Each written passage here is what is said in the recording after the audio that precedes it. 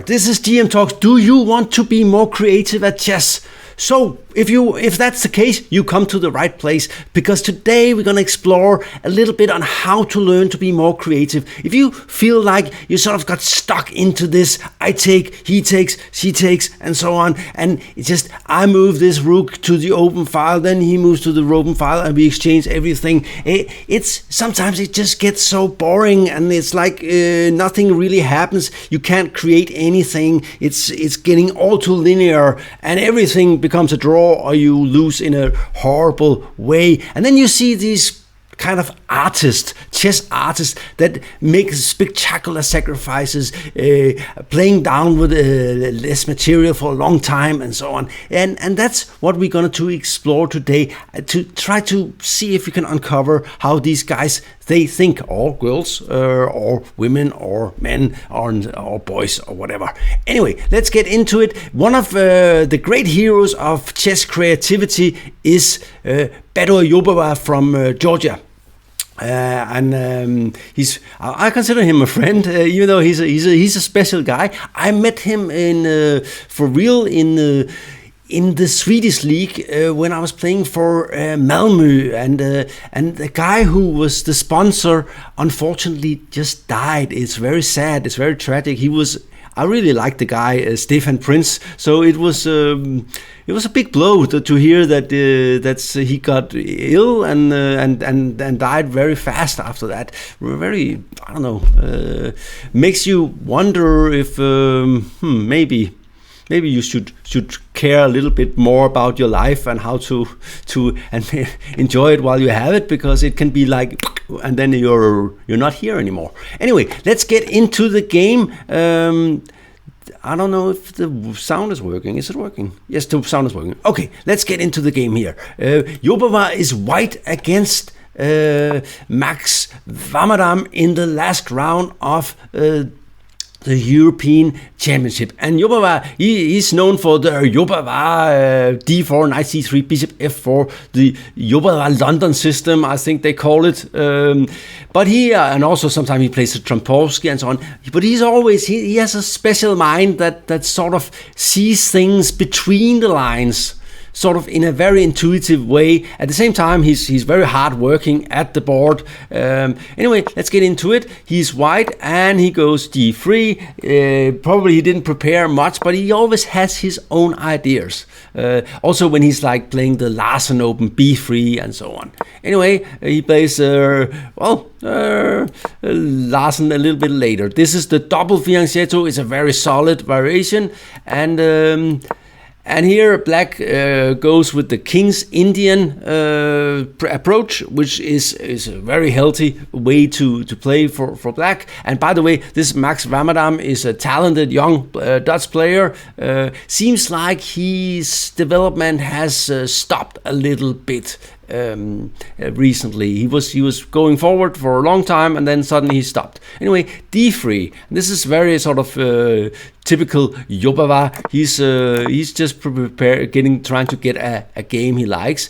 And a5, he's not afraid of that, so he just goes c4, saying, okay, you can play a4. I'm not afraid of that anyway, and now a4 anymore, it doesn't work anymore. So far, nothing really spectacular. c6 is a good move. Generally, it blunts the bishop here, and black might be preparing this. But one thing to notice here is when you have played a5, and you play d5 and take with the pawn, then this square becomes weak. And I actually had one game in a similar system where I was able to exploit this weakness for whites. And here comes e4. Now that's a little bit strange. And knight a5, a6 looked, and here black must be absolutely fine. h3, natural move, bishop d7. Little bit strange move, but the idea could of course be, well, first of all, you're connecting the rooks, and also you're preparing queen c8, maybe attacking a3. Sometimes this could be a little bit awkward, but in general, and also I think the main plan is probably to prepare b5, but it's not the right square after a move like d4, and here is Jobava. So he wasted one tempo with d3 to d4 here. But black played the weird looking bishop d7, which is not maybe part of the system. If he takes, we will have a fianchetto variation where the bishop is really weirdly placed on d7. So that's probably fine for white. Anyway, this was not black's plan. He plays b5. But it is a little bit loosening, and white can open up the position. He does not open the position that much. It's playing sort of normal moves, and this is one of the good thing about sort of some players are very creative, but they're also very unsound. That is, they do weird things that are bad, and that's not the one kind of creativity we are after here. We are after the guys who find sort of position and find ideas, and we're gonna see that. And here this is probably maybe a little bit weird, and bishop f1 is interesting move. Just eyeing this guy here, looking for some squares. Knight c7 also looks a little bit strange, and the knight is not well here.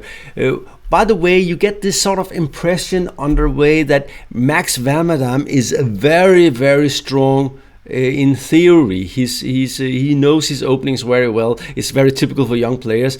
But when he had to think for himself and sort of find good squares, he will not always succeed. And especially a position like this, where Jobava, of course, he probably played the King's Indian fianchetto variation with white and black several times, and maybe Max is not fluent in this kind of language, if you don't mind the analogy. So white changes the tempo here and get a4 in. Okay, so looking forward for some squares. The idea here is, of course, this knight is stupid on b7, but it doesn't take long for it to go somewhere decent. But there is also this one which is weak here, and at the moment this little bishop down here is out of the game. b4, and here I think knight b5 looks natural, but somehow I think Jobava didn't like it. It does look a little bit annoying, but he just goes back. And knowing when to go back, this controlling these kind of things is something that he's very good at. And it's a little bit annoying because, well, frankly, this pawn is hanging. But okay, this pawn is hanging as well. And black would love to get this one, because then these two over here would become dangerous. So, but this was of course a natural plan, but this allows black to defend the pawn on e5 with both the bishop and the knight. Okay, so but what can we see here? We see that we got some weak squares. White got this square and black got this square, and both of them are nice squares, and this looks very natural because black is here. And do you want to take it? No, you don't want to take it, because then this bishop becomes extremely strong, and actually f7 could be difficult to defend. And you don't want to give the bishop pair away for nothing. So nope, we are going for dynamics here. I don't know if you can play this move. It looks strange, but maybe you can do this. Maybe you can get away with this.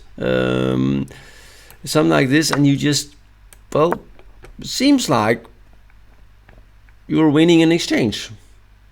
But probably black has compensation after just going back or something, because he's also threatening knight b3. So maybe just this move, and maybe it's not so much here. I don't know. I don't think Jobava would like this anyway. Okay. But so he just plays queen c2. At the moment, black's got a problem here. He's afraid, of course, of rook to here and knight d6, even though there might be this. It depends on if the knight is hanging on c5. But he's also, of course, afraid of this move. This pawn out here is hanging at the moment. So let's see, knight a8. And whenever you play a move like this, you can be sure that your opponent will try to blow you away. This is just like we have a almost symmetrical pawn structure with where each tempo counts a lot, and when you move a knight where it's sort of passive, white will really try to push hard. So rook 81, queen e7, all very natural, and this is sort of. And probably black is fine here because he's got the counterplay here and here. Anyway, I'm sure that that Jobava thought, okay, knight a8, I'm going after him, and this is where it gets creative. So rook d5, exchange sacrifice. Very typical and dangerous, and also unpleasant, because it's not, nobody likes when your opponent plays this kind of move, right? It's just always you lose control. You are like, you have a symmetrical pawn structure, now all your pieces are scattered around the board, and it's gonna open up, and you are having a knight with a view down here, even though you have to take it. And also, it's psychological. It also feels a little bit like you're being forced into being a materialistic player, and most people today would like to be sort of a dynamic player. So being a materialistic player is not what you're really trying to do here. Anyway, so white got rid of his rook. He's got fantastic pieces. This has potentially a great future. This one is putting pressure on a ups, not there, down here. Let's get rid of the other guy. And this one is threatening here and here, and this one is threatening here, and so on. And the queen will probably join the game, and we have a pass pawn here. But we're also missing a rook, and black should in general, in this kind of situation, if white has a lot of positional trumps for the mid-16, so but the position is rather open, so black should probably go for something like e4 here. This looks natural. I'm sure Jobava prepared something, but the thing is, it doesn't look like it's completely working. Anyway, maybe some, I don't know, something like this.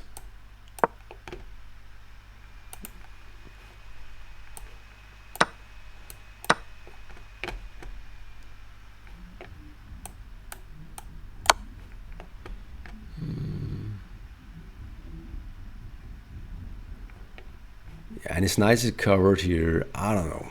This looks dangerous for black. You probably have to go something like this, and still here.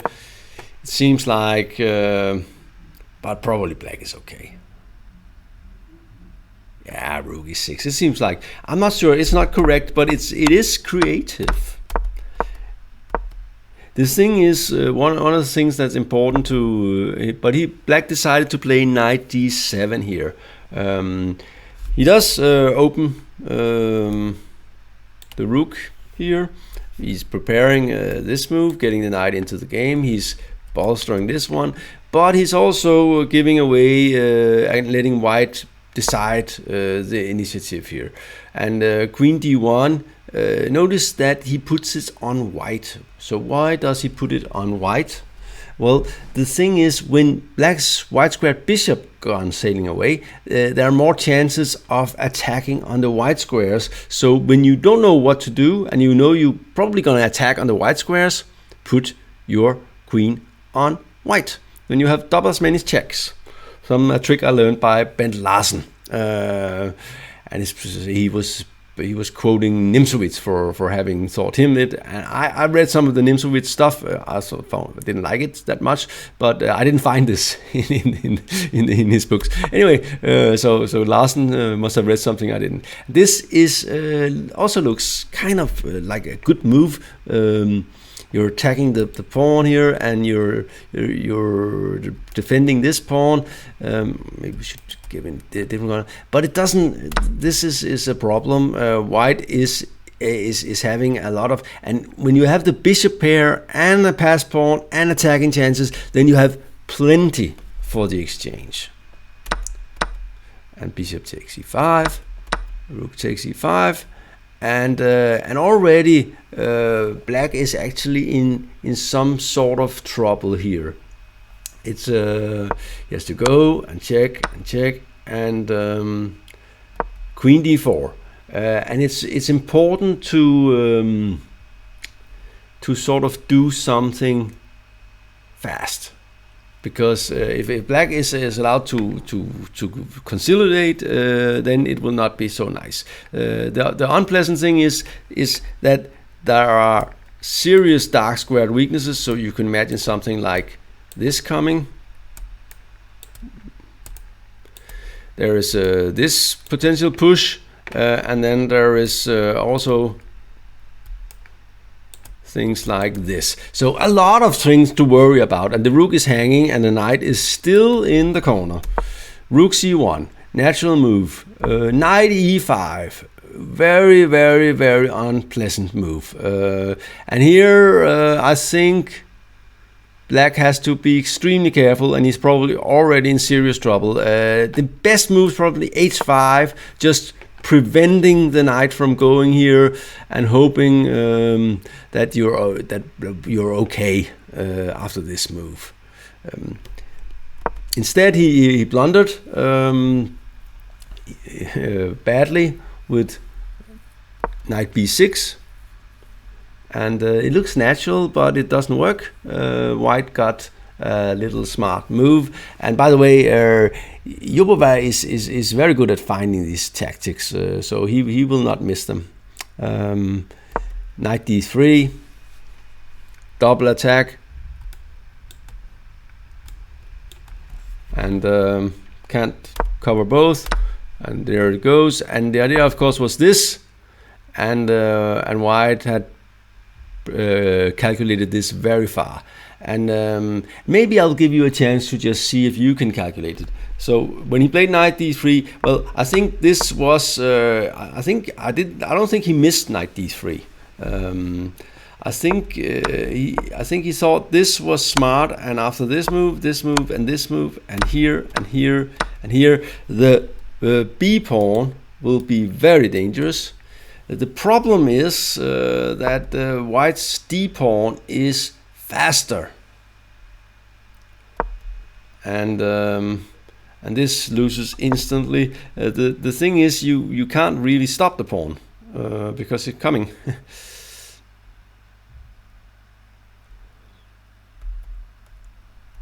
Because if you go something like this, then this move and d8 and rook d1 is just knight d3, and you get a queen. So and what I really like here is, let's see, is that you play this move, and here black found this very nice move, and White found this very nice move, and black resigned. Of course, the trick is sort of the double skewer here. But the knight is also very annoying because it's sort of this doesn't change anything, and here d7, and the knight is helping the pawn to promote. So rook d5, and probably Max was unsettled after that. You can find a lot of very creative ideas in Jobava's game. Some unconventional, probably attacking patterns you've never seen before. So check it out and become more creative. By the way, it's a fun thing to sort of experiment with creativity in blitz chess. So try to just go for wild stuff, let your pieces hang loose, try not to defend them, just counterattack instead of defending and so on, and you will learn a lot, because it's only when you're in this situation you get a feeling, you improve your imagination and you improve your intuition, so you know, oh, this could be interesting, or this never works, which is also something you will learn. Anyway, this was GM Talks. I hope you enjoyed this episode of GM Talks. Thank you.